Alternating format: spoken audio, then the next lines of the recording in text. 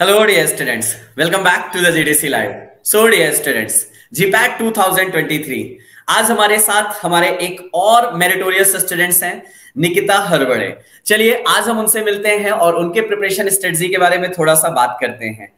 Nikita, so first of all, a big congratulations for your result. मैं आप सभी को इन्फॉर्म करूं, Nikita have got the 6th rank in GPAT 2023.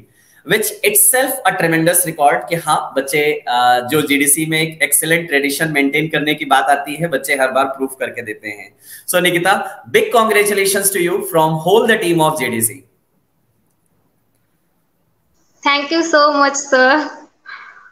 Okay Nikita, वो moment सबसे पहले शेयर करो जब आपने रिजल्ट देखा and result was in the single digit.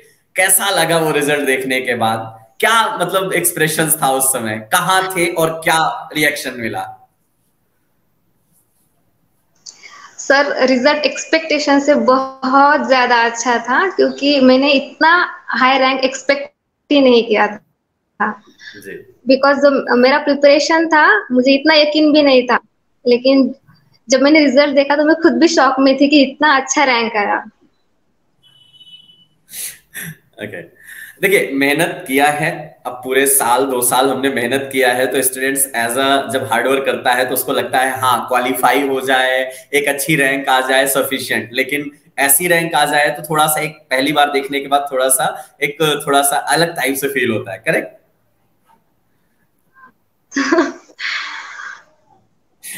चलिए ओके निकिता, शुरुआत करते हैं फ्रॉम द बिगनिंग। आपने कैसे जीपैट के बारे में प्लान किया कि मुझे जीपैट करना है, और कैसे आपने उसके बारे में प्लानिंग क्या थी? शुरुआत थोड़ा सा बात करें उसके बारे में। तो सर फर्स्ट ईयर में तो इतना कुछ आइडिया नहीं थी, जीपैट क्या होता है नाइपर कुछ भी पता नहीं था। लेकिन जो सीनियर्स वगैरह थे हमारे कॉलेज से, वो नाइपर में थे, तो मतलब सुना ही दिया कि हाँ ऐसा कुछ एग्जाम होता है, लेकिन इतना कॉन्फिडेंस भी नहीं था कि हम शायद कर पाएंगे या नहीं। और इतनी एक्सपेक्टेशन नहीं थी, और गांव से होने की वजह से ऐसे लगता था कि शायद हम नहीं कर पाएंगे। लेकिन जब फिर सेकंड ईयर और थर्ड ईयर में तो लॉकडाउन था, फिफ्थ सेमेस्टर तक तो कुछ भी नहीं किया, ऑनलाइन क्लासेस थी। और जब मैं सिक्स सेमेस्टर के लिए फिर कॉलेज में गई, तब एक फ्रेंड से मुझे जीडीसी के बारे में पता चला। तो मैंने क्लासेस देखी, उसके पहले मैंने 10-15 दिन कोई और क्लासेस थी वो भी करके देखी थी। लेकिन जब जीपैट के 2-4 डेमो वीडियोस वगैरह देखे, फ्रेंड की मोबाइल में ऐप देखा, तो मुझे क्लासेस अच्छे लगे। तो मेरा बेसिक एकदम जीरो था, मुझे इतना कुछ आइडिया भी नहीं था। लेकिन मैंने जीडीसी के क्लासेस किए, तो फ्रॉम द बिगिनिंग मैंने अप्रैल मंथ से, मतलब मैंने पूरा एक ईयर का कोर्स लिया था, और उस एक ईयर के कोर्स में पूरा जीपैट मैंने एक साल में कवर किया। चलिए, आप जेडीसी प्राइम में आए, लेकिन मुझे सबसे पहले इस चीज की खुशी हुई कि जो ये कहते हैं ना, जैसे आपने भी बोला ना कि मैं गांव से थी, तो मेरे मन में ये नहीं आया कभी कि मैं ऑल ओवर इंडिया में कोई ऐसा एग्जाम क्वालिफाई कर पाऊंगी।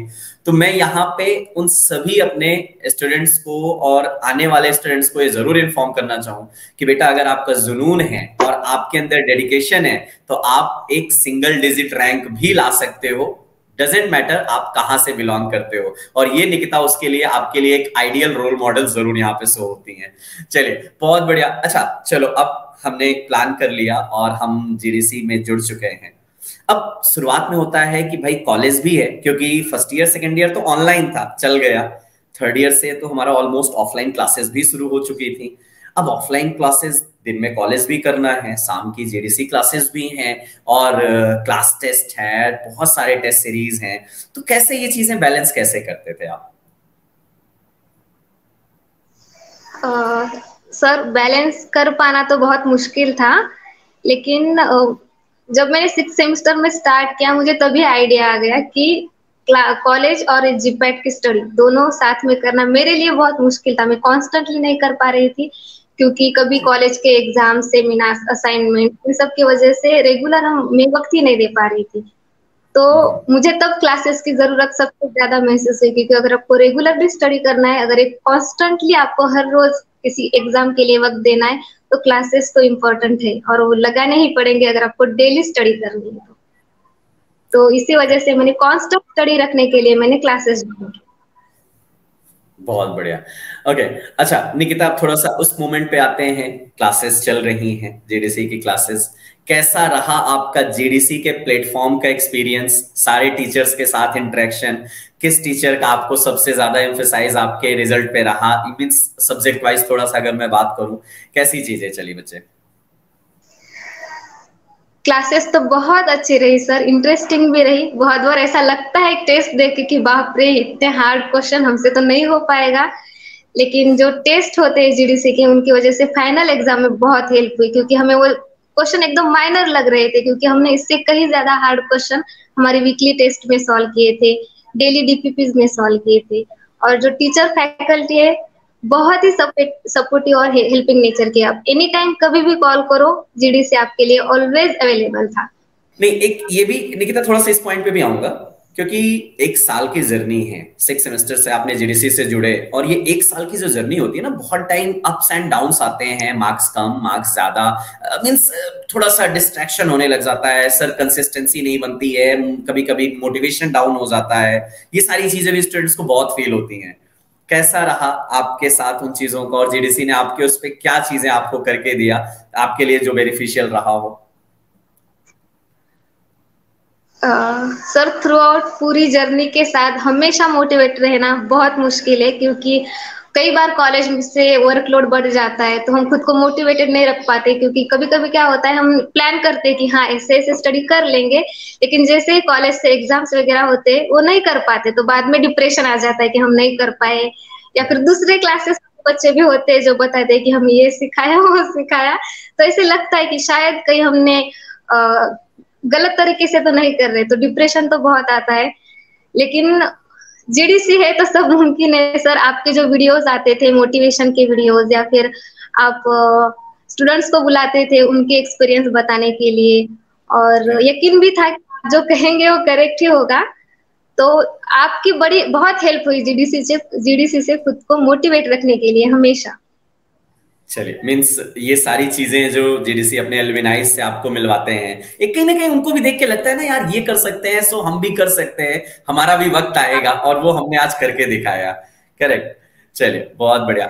अच्छा निकिता, अब थोड़ा सा मैं आता हूँ स्टडी मॉडल्स की, अगर हम बात करते हैं जेडीसी में स्टडी मॉडल्स, क्योंकि इतनी सारी क्लासेस, मैं जहां तक मुझे याद है बहुत सारे बच्चे मुझे इस चीज के लिए कॉल करते हैं, सर हमारी क्लासेस कम करा दीजिए, क्लासेस ज्यादा हो रही हैं, है ना, चाहे सारे टीचर्स की बात करूं तो। कैसे क्या आपके लिए वो सारी चीजें रही, और क्लासेस का या टेस्ट की अगर हम बात करके लेके चल रहे हैं, सारी चीजें क्या हमारी कंप्लीट हुई? सिलेबस कंप्लीशन की जो एक हम फर्स्ट डे बोलते हैं ना, बेटा सिलेबस 100% कंप्लीट होगा, और विथ रिवीजन, कैसा चला बच्चे आपका वो?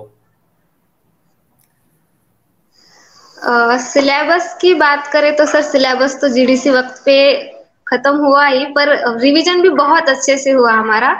तो मिड मिड पॉइंट पे थोड़ा डाउट आता है कि अभी सिलेबस कंप्लीट होगा कि नहीं, लेकिन वो हुआ सर, कंप्लीट भी हुआ और रिवीजन भी बहुत अच्छे से हुआ।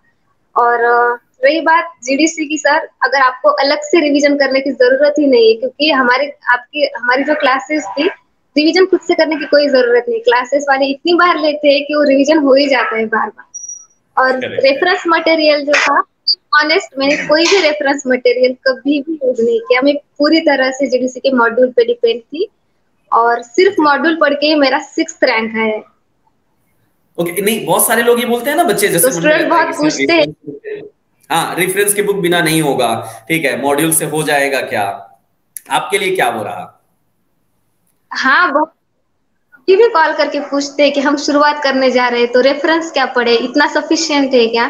लेकिन मुझे भी ऐसा लगता था कि शायद नहीं हो पाएगा। मैंने कोलॉजी 4th सेमेस्टर का उतना रेफरेंस से पढ़ा। उसके बाद कॉलेज का इतना लोड होता है कि हम कवर ही नहीं कर पाते, रेफरेंस पढ़ना बहुत मुश्किल है। और मैं भी शायद इतनी डेडिकेटेड नहीं होंगी कि मुझसे पढ़ना नहीं हुआ रेफरेंस। लेकिन ऑनेस्टली मैंने सिर्फ जीडीसी के मॉड्यूल पढ़े, के बाहर का कुछ नहीं आता एग्जाम में। निकिता, अब यहाँ पे एक पॉइंट ही आता है ना, सारी चीजें आपने ये सारी चीजें की, और जब हमें उसका रिजल्ट भी मिल जाता है तो एक फील अलग ही आता है, यस हमारे पूरे साल भर की मेहनत कंप्लीट रही। बट ये सिर्फ अभी पहला पड़ाव है, अभी नाइपर बाकी है। जब तक नाइपर में बेस्ट रिजल्ट नहीं, तब तक शायद हमारा रिजल्ट प्रिपरेशन कंप्लीट नहीं। करेक्ट। हाँ सर। पर इतना ज्यादा मतलब स्टडी तो करनी ही चाहिए, लेकिन इतना ज्यादा डर नहीं है नाइपर का अभी, क्योंकि पता है हमने जीडी से रेफर किया है और वो इतना डीप क्वेश्चन, क्योंकि एक बार नाइपर देख के आई हूँ जो कैंसिल हो गया, तो तब भी पता चला कि मॉड्यूल से बाहर तो इतना कुछ नहीं आता, और एक्स्ट्रा मटेरियल जो है जनरल एप्टीट्यूड वगैरह तो करना ही पड़ेगा, लेकिन जो सिलेबस से क्वेश्चंस होते हैं, फार्मा के क्वेश्चंस, वो आसान ही आते हैं नाइपर में, तो हो जाएगा सर। करेक्ट, बिल्कुल विजय, वो करके दिखाएंगे। अच्छा, एक चीज थोड़ा सा मैं क्लासेस की भी बात करूं। क्लासेस में जब टीचर्स क्लास लेते हैं, कैसा एक इंटरेक्शन का कैसा माहौल रहता है? क्योंकि समटाइम्स ऑनलाइन में बच्चे ये फील करते हैं ना कि सर हमारा क्वेश्चन नहीं हो पाता है डिस्कस। आपके साथ वो सारी चीजें कैसे पॉजिटिव रही? सर क्वेश्चंस जो भी आपके डाउट है आप साइमल्टेनियसली पूछ सकते हो मिड पॉइंट में, कभी भी कोई मतलब हर क्वेश्चन का आंसर मिल जाता है, और अगर उससे भी आप सेटिस्फाइड नहीं हो तो हर एक क्लास के टीचर्स के मोबाइल नंबर थे हमारे पास, हम उनको पर्सनली भी कॉल करके पूछ सकते थे, तो हर एक क्वेरी का डाउट का तभी हमें सॉल्यूशन मिल जाता था। करेक्ट है। चलिए निकिता, इस इंटरव्यू को हम कंटिन्यू करेंगे जब हम फेलिसिटेशन प्रोग्राम में आमने सामने फेस टू फेस बैठेंगे, है ना। आज के लिए इस वीडियो को यही हम रोकते हैं, ठीक है। All the best for your NIPER exam, और उसके बाद फिर हम मिलेंगे फेलिसिटेशन में। Thank you Nikita.